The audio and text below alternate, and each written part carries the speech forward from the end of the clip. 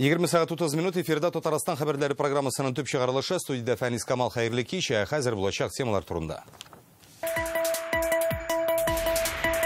30 кешене үтерүшенә 9 ел эзләделәр. Бүген Тагиров эше карала. Бүген Татарстанның югары судында Идел буе буучысы дигән кушамат алган җинаятьченең эшен карый башладылар. Бу хакта тулырак Рания Абдрахманова. Ярдәм янәшә. Көн сайын анда кеше шалтыраталар, Народный фронт җавап бирә. Өлешчә мобилизациягә алынган ир-егетләр һәм аларның гаиләләре нинди ярдәмгә өмет итә ала? Тулырак Шулпан Касыймова. Һөнәре барның хөрмәте бар. Һөнәрең булса, син гел кемгәдер кирәк. Казан Кремлендә алтын куллы яшьләрне хөрмәтләделәр. Тантанадан Илдар Сафиуллин. Бүген Татарстанның югары судында өлкән яшьтәге 33 хатын-кызны үтерүдә гаепләнүче иргә карата суд башланды. Алар республика халкын өчен күптән билгеле, әмма озак вакыт изенә төшә алмаган җинаятләр. Радик Тахировны тикшерүчеләр 9 ел эзли. Җинаятләрен ул 2011-12 елларда Идел буендагы берничә төбәктә кылган дип санала, үзен исә 2020 елда гына тоткарлыйлар. Күпчелеге чиракта Радик Тахиров апа-әбиләрнең ышанычына кереп, үзен сантехник яисә социаль хезмәткәр дип таныштырып, аларны үтереп, акчаларын һәм кыйммәтле әйберләрен алып чыгып киткән. Суд залыннан Рания Абдрахманова.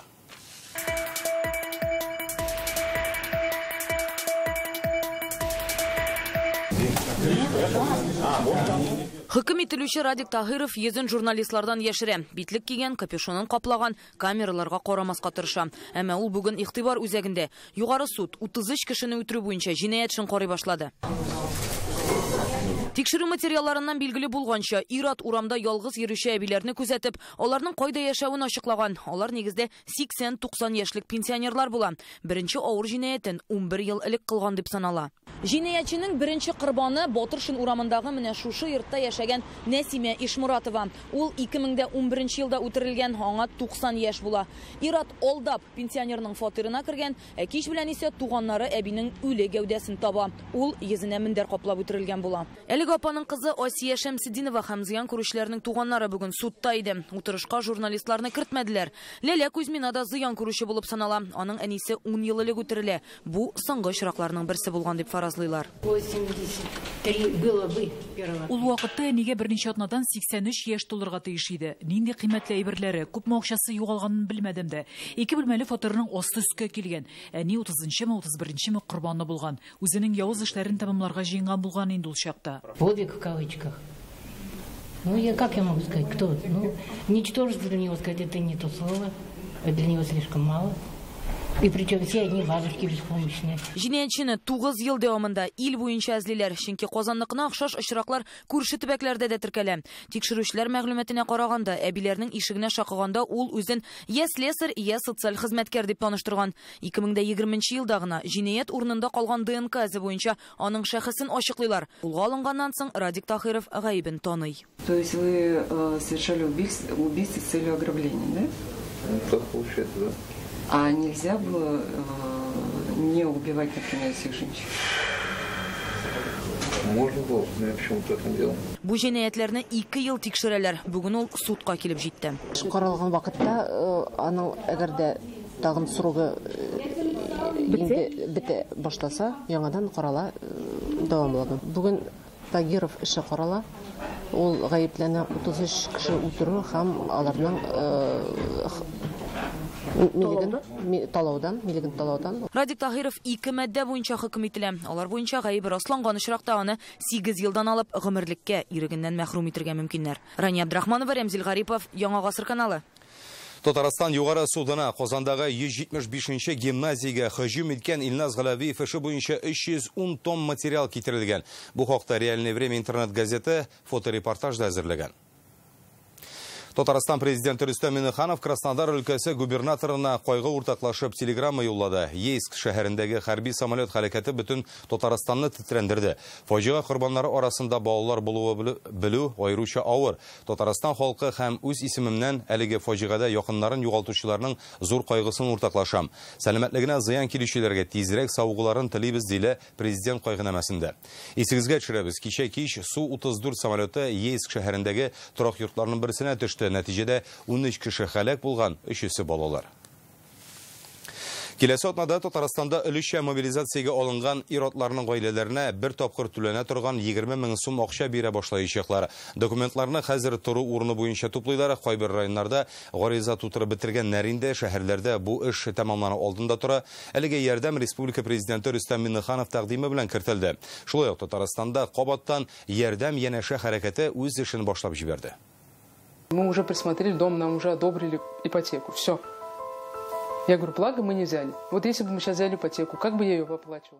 Алинәнең иренә 25 сентябрьдә повестка килә. Ул 2 бала белән кала. Олысына 11, кечесенә 4 яшь. Кредитлары бар. Хәзер бөтен җаваплылык хатын өстендә. Акча каян алырга, ничек түләргә, моны ул бер үзе хәл итәргә тиеш. Банк предоставил кредитные каникулы на... Безгә банк кредит түләүне 9 айга кичектерде, әмма процентлары ай саен ничек бар, шулай күчеп бара. Шуңа мин хәзер 75 000 сумнан артыграк чыгарып бирергә тиеш булам. Дәүләт думасы кредит түләүне кичектерү буенча закон кабул итте. Аны өлешчә мобилизация буенча алынган ир-егетләр үзләре яисә хатыннары рәсмиләштерә ала, әмма һәр банкта моңа бармый. Не все банки участвуют в этой программе. Әлегә бу программада барлык банкларда катнашмый, әмма бу вакыт белән җайланыр дип уйлыйбыз. Ә без һәр очракны аерым карап, түләүне кичектерергә әзер булган банклар белән элемтәдә торабыз. Хәзер Милли банк аша сөйләшүләр алып барабыз.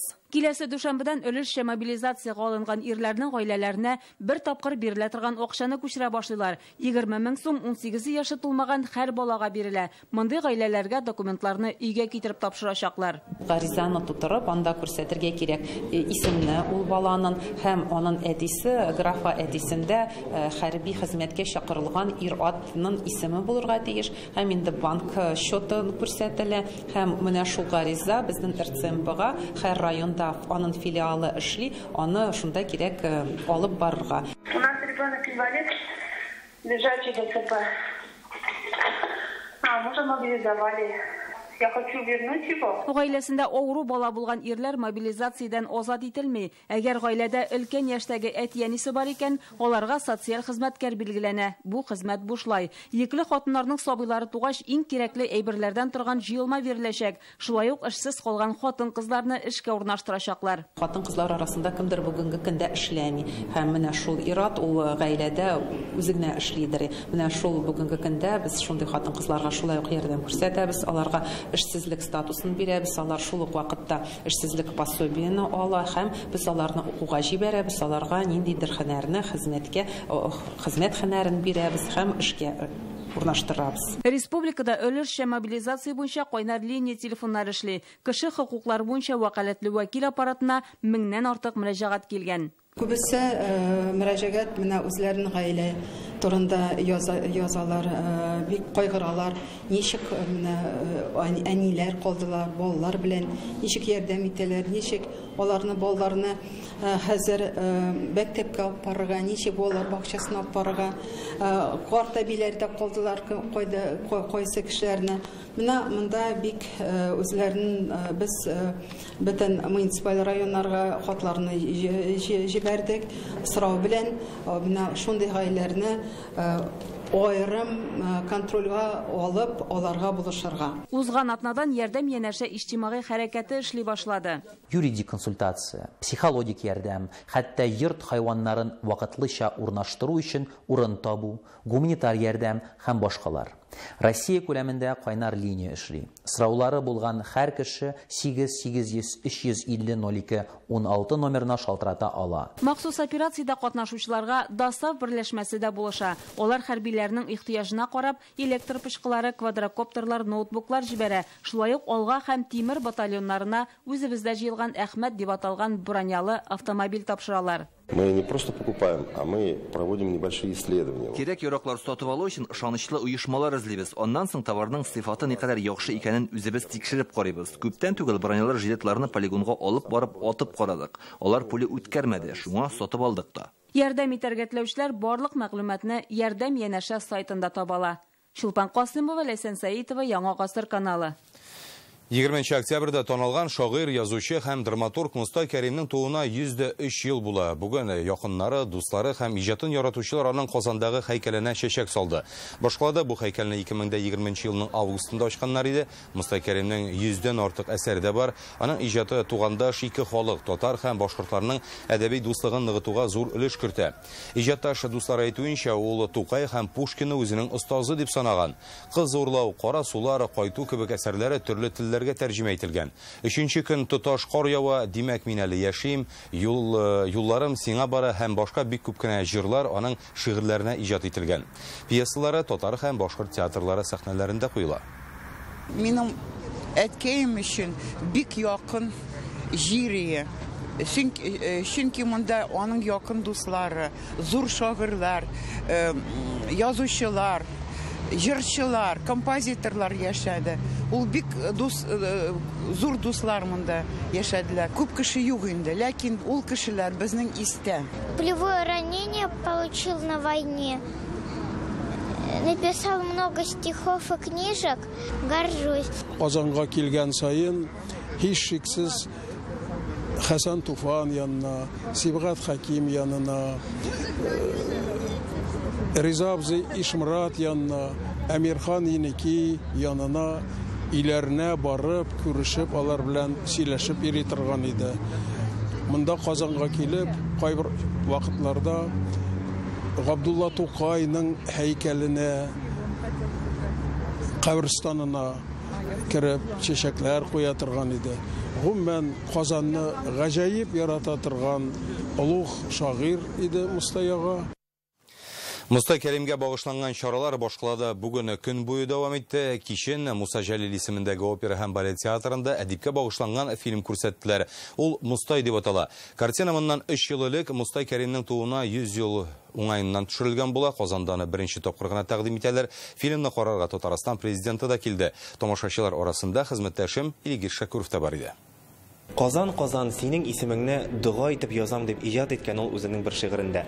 Башкортстанның Татар авылында туып үскән күренекле әдип Мустай Кәрим бүген Казанга кабат әйләнеп кайтты. Гади итеп түгел, ә үзенә багышланган кино тасма белән. Мустай фильмын карарга Татарстан президенты Рөстәм Миңнеханов шәхсән килде. Залда шулай ук республика җитәкчелеге, күрше Башкортстаннан кунаклар, Мустай Кәримнең якыннары һәм иҗатын яратучылар бар. Картинада әдипнең иҗат юлы, тормышы турында сөйләнә, моңа кадәр билгеле булмаган фактлар ачыла. 2019 елда төшерелсә дә, Мустай фильмын Казанда беренче тапкыр күрсәтәләр. Шулай кичектерелүен коронавирус шикләүләренә бәйлиләр. Нам удалось при создании фильма сделать так, чтобы в нем приняли участие те люди, которые помнили Мустая Кәрима при жизни. К сожалению, таких людей все меньше и меньше. Мустай Кәрим татар һәм башкорт халкының икесе өчен дә үз шагыйрь. Әсәрләрендә татар әдипләре иҗатына да таянган, Казанны бик яраткан, дуслары арасында татарның күренекле шәхесләре күп булган. Без Мустай Кәримне үзебезнең дә шагыйрь дип саныйбыз, чөнки ул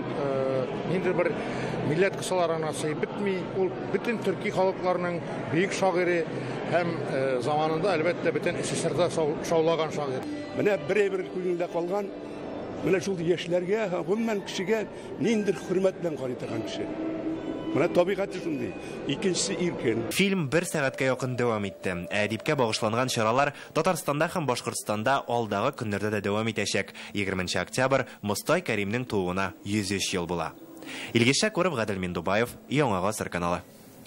Рөстәм Миңнеханов бүген хөкүмәт йортында Кытай Халык Республикасының Казандагы яңа генераль консулы Сян Бо белән очрашты. Президент аның рус телен яхшы белүенә игътибар итте.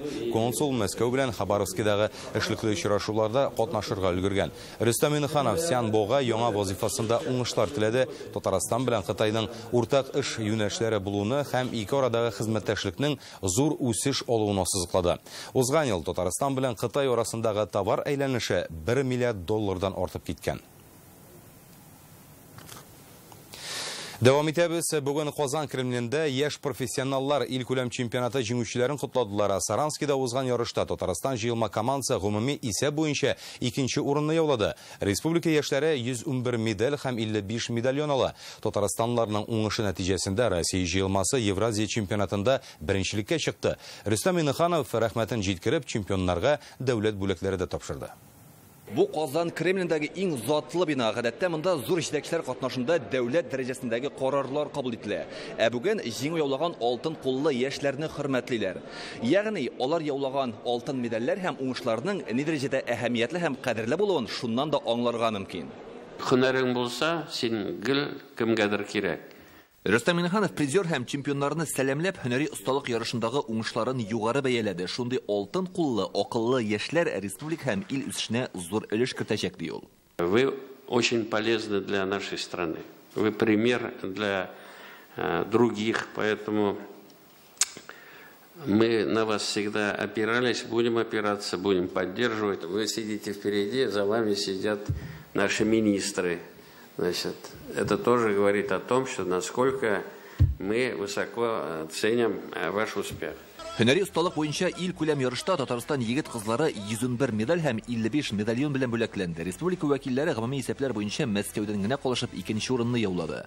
Казан кызы Сөмбел Мифтахова иң яшь катнашучыларның берсе. Ул медицина буенча ярышта алтын медаль яулаган. Без анда төрле анализлар үткәрдек. Микроблар, безнең җир, шулай ук гистологиядән шундый препаратлар безнең эпидермисны һәм дә инде безнең каныбызны карадык. Таһир Әхмәдуллин Казанның инженер лицейында белем ала. Ул сәнәгатьтәге автоматлаштыру системасы буенча ярышта онлайн катнашып медаль яулаган. Икенче участниклар күренмиләр, соперниклар бүтән җирләрдә менә үзең белән эшләргә тиешсең менә. Үзең белән көрәшәсең инде бу очракта. Сарман районы егете Газинур Гайнетдинов аграр көллияттә белем ала. Авыл хуҗалыгы техникалары белән идарә итүдә алдынгылыкны алган. Комбайннар, тракторлар, пресс-подборщик, экскаватор инде һәм электронный техникалар белән эшләдек инде. Схемалар җыйдык, төрле лаборатор эшләр эшләдек. Расчетлар белән эшләп, экскаваторлар инде шулай эшләп чыктык инде. Рөстәм Миннеханов җиңүче һәм призерларга дәүләт бүләкләре, президентның һәм министрлар кабинетының рәхмәт хатларын тапшырды. Бу уңышларның бүгенге икътисади һәм сәяси шартларда яуланганы аеруча әһәмиятле ди президент. Республика и дальше будет поддерживать чемпионат.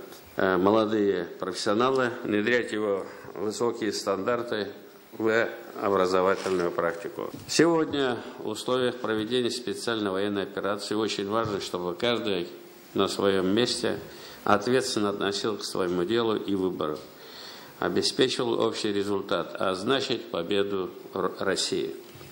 Только вместе мы сможем справиться с новыми вызовами, стоящими перед нашей страной. Ил күләмендәге чемпионат белән бер үк вакытта Саранскта Евразия чемпионаты да үтте. Россияләрендә беренче урынны яулады. Ил җыелма командасында Татарстаннан 4 вәкил дә бар иде. Чемпионат, который был в Мордовии. Саранскидагы халыкара ярышта 17 илдән вәкилләр катнашты. Безнең илгә бернинди шикләүләр дә булмады. Владимир Путин WorldSkills'ка алмаш булдыру теләген хуплады. Бу елларда бик күп эшләр башкарылды. Халыкара чараларда катнашып җиңүләр яулаубызны дәвам итәбез. Алтын куллы бу яшьләр киләчәктә үз осталыкларын сәнәгатьнең төрле тармакларында күрсәтеп, алдынгы технологияләр белән икътисадны алга этәрәчәк дип белгечләр. Илдар Сафиуллин, Гадел Миндубаев, Яңа гасыр каналы. Бүген Рөстәм Миннеханов Татарстанның инвестицияләр советы утырышын уздырды. Анда тәкъдим ителгән проектларның 7-се хупланды. Күбесе туризм өлкәсенә кагыла. Әйтик, Кама тамагы һәм Югары Ослан районнарында глэмпинглар төзергә планлаштыралар. Яшелүзән районында Идел буенда спа үзәкле кунакханә комплексы барлыкка киләчәк. Шулай ук анда мотоспорт яратучылар өчен узышлар юлы һәм автокемпинг булдыру күздә тотыла. Инвестиция проектларының икесе М7 трассасының Казан янындагы өлешендә автомобильләргә ягулык салу станцияләре инфраструктурасын киңәйтүгә кагыла. Рөстәм Миннеханов сүзләренә караганда, Татарстан инвестицияләр җәлеп итә белә. Илдәге геосәяси шартларда да яңа проектларны тормышка ашыра алабыз диде ул. Республикада матур урыннар күп, шуңа Россия халкы чит илләргә һәм төбәкләргә китмәсен өчен Татарстанда сыйфатлы ял итү өчен шартлар булдырырга кирәклеген ассызыклады. Под председательством президента нашей республики Рустама Нургалиевича Миннеханова мы рассмотрели всего 8 проектов. Президент җитәкләгән утырышта без 8 проект карадык. Гомуми бәяләре 3 миллиард 100 миллион сумлык. Бу кечкенә, тик мөһим һәм социаль яктан әһәмиятле проектлар. Аларның күбесе глэмпинглар. Безнең проект лето глэмпинг дип атала. Кама тамагы поселогында урнашкан. Безнең проект буенча 20 модульный некапитальный строение дип атала инде домиклар булачак. Һәрберсенең вместительность 4 кешелек, 2 зур һәм 2 бала, например. Arxiv dokumentlарын дымланудан соқлау, тарихи еткерлер урын алған бинада тиешлі температурны булдыру, қимәтлі қағазларны цифрлаштыру, электрон документ әйләнішін ғамәлге кірту. Бүгін илнең архив хезмәткәрләре Казандағы Бөтен Россия киңәшмәсендә шушы юнәлештәге тәҗрибәсе белән уртаклашты. Безгә Россиянең 50 төбәгеннән 200дән артык белгеч җыелды. Катнашучылар өчен күргәзмәдә эшли. Анда үз экспонатларын республика предприятиеләре тәкъдим иткән. Нәфис Косметикс, Тосма оешмасы, Кукмара киез, итек, киез комбинаты һәм башкалар. Күргәзмәдә айрым урыннар Татар китап нәшрияты һәм Татмедиа архивларында сокланган тарихи китаплар һәм документлар алып тора. Төп бурычыбыз безгә мөрәҗәгать итә торган кешеләргә бик тиз һәм дөрес иттереп юридик яктан сокланган документларны бирергә тиеш дип уйлыйбыз. Һәм шуның өчен инде безнең бөтен таләпләргә җавап бирә торган шартлар да тудырылган. Бүген Опас районы редакциясе хезмәткәрләре яңартылган бинада эшли башлады. Аны 5 ай эчендә төзекләндергәннәр.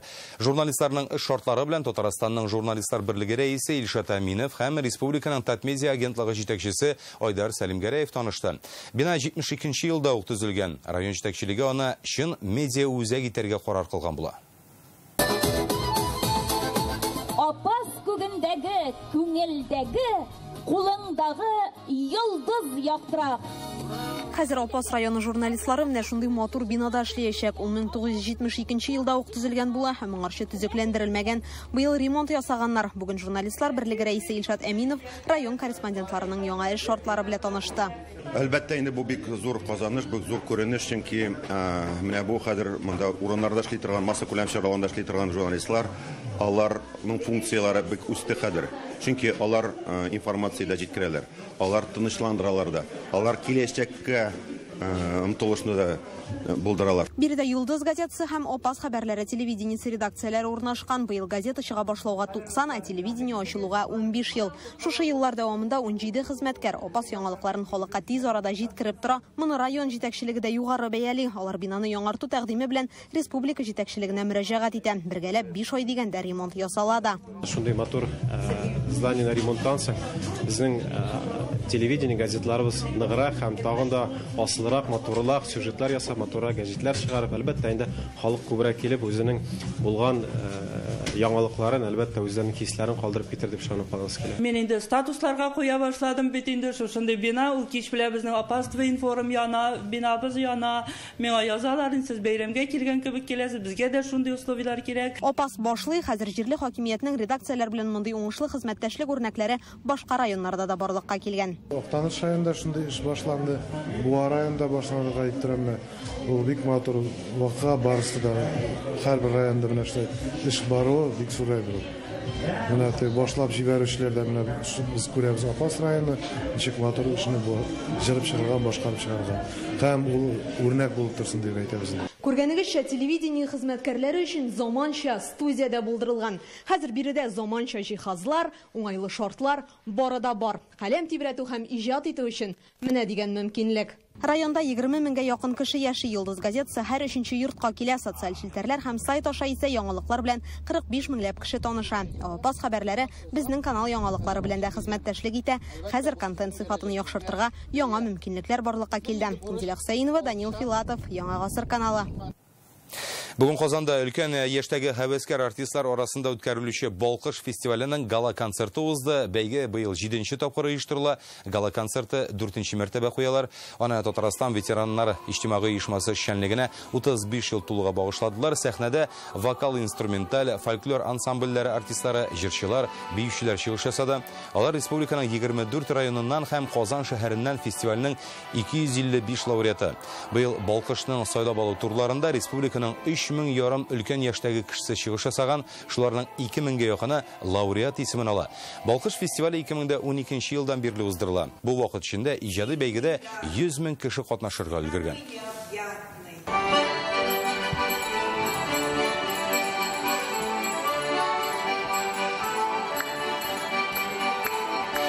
Бу күрсәтә өлкәннәрнең тормышка омтылышын, якты омтылышын күрсәтә аларның. Бу бит алар менә бу үзләренең чыгышлары белән, үзләренең катнашулары белән яшьләргә дә, өлкәннәргә дә үрнәк булып торалар. Үзебезнең көчне сынап карыйбыз, башкаларны күзәтәбез һәм үзебезне күрсәтәбез. Яхшырак коллективлардан үрнәк алабыз һәм үзебездә менә киемнәребез нинди матур. Безнең киемнәргә сокланмаган кеше юк. Мәдәният министрлыгы бүген безгә тагын 6 гармон бүләк итте. Бүләк итү бу президентыбыз Рөстәм Нургалиевич карары буенча эшләнә торган эшләрнең берсе. Безнең бары инде 3 гармон. Әмма тагын 6 гармон булгач, безнең коллектив тагын үсә, тагын арта һәм дәрт өстәлә бара. Бүгенге менә шундый хәбәрләр иде. Сәламәт булыгыз.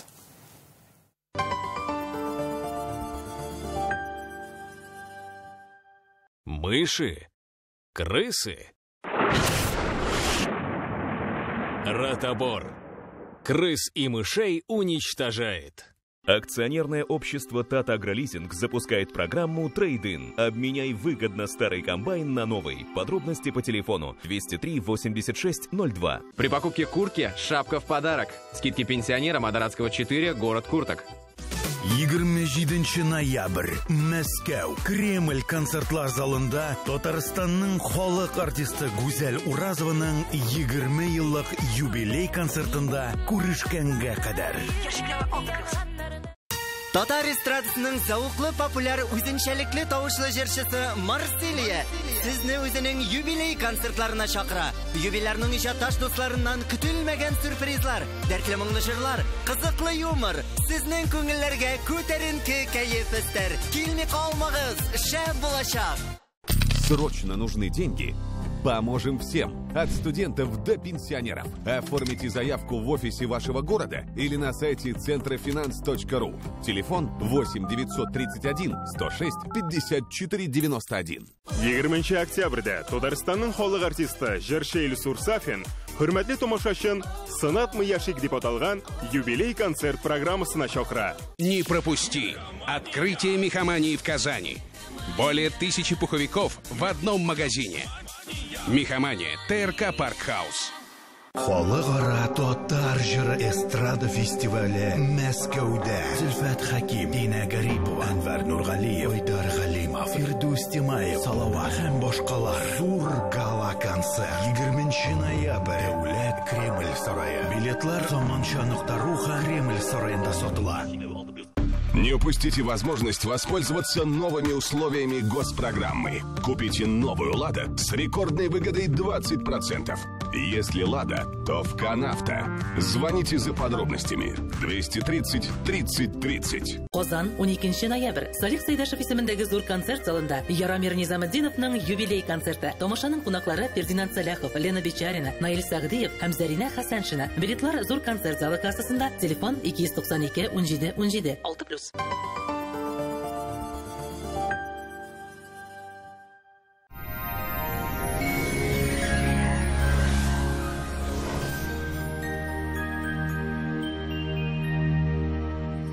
Исәнмесез, эфирда һава торышы чарылышы.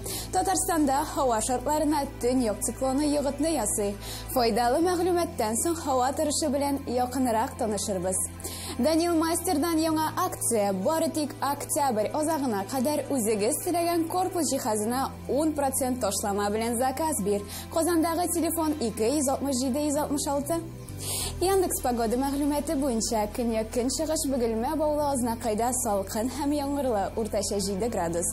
Төньяк-көнчыгыш Түбән Кама ярчаллы, Алабугада болытлы һава, урыны белән яңгыр 8 градуска кадәр. Төньякта Актаныш, Әгәрҗе, Менделеевскида яңгырлы, уртача 8 градус. Төньяк-көнбатыш Арча, Кукмара, Балтачта алмашынучан болытлы һава 8 градуска кадәр. Көньяк-көнбатыш Болгар, Буа, Чүпрәледә шулай ук яңгырлы 8 градуска кадәр. Чистай, Нурлат, Мамадышта шулай ук болытлы, урыны белән яңгыр булырга мөмкин, уртача 8 градус.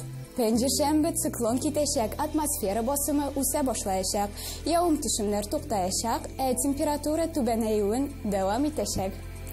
Сезнең өчен кызыклы мәгълүмат. Аверс банкы бизнеска яңа тышкы икътисади эшчәнлеккә күнегергә ярдәм итә һәм бушлай исәп-хисап счеты ачырга халыкара банкларда төрек лирасы, Кытай юане, Казахстан теңгелары белән эш иткәндә түбән комиссия тәкъдим итә. Банк Аверс помогает бизнесу адаптироваться к новым условиям внешнеэкономической деятельности. Банк расширил возможности по валютному обслуживанию клиентов. В рамках акции «Выгодный ВЭТ для бизнеса» Банк Аверс предлагает бесплатное открытие расчетного счета и сниженную комиссию на международные переводы. Банк Аверс. Надежность имеет традиции. Қан әйләнешен яхшырта торган сыйфатына күрә Санчи бөтен организмның эшчәнлегенә уңай йогытны ясый, энергия бирә, йокыны яхшырта, баш авыруларын, хроник авыруны бетерә, кәефне күтәрә. Санчиның файдасы гасырлар белән сыналган, юкка гына аны Кытай медицинаның хәзинәсе димиләр. 20 октябрь көнне Farmland аптекаларында Санчига 20% ташлама. Телефон 8927 236 71 75. Сайт sanchi.rf. Башкалабыз Казанда болытлы һава, урыны белән яңгыр, уртача 9 градус. Җилтен якын батыштан атмосфера басымы төркемеш баганасының 749 мм тәшкил итә. Һаваның чагыштырмача дымлылыгы 86%. Җирнең магнит кыры тыныч. Бүгенгә менә шулар. Сау сәламәт булыгыз.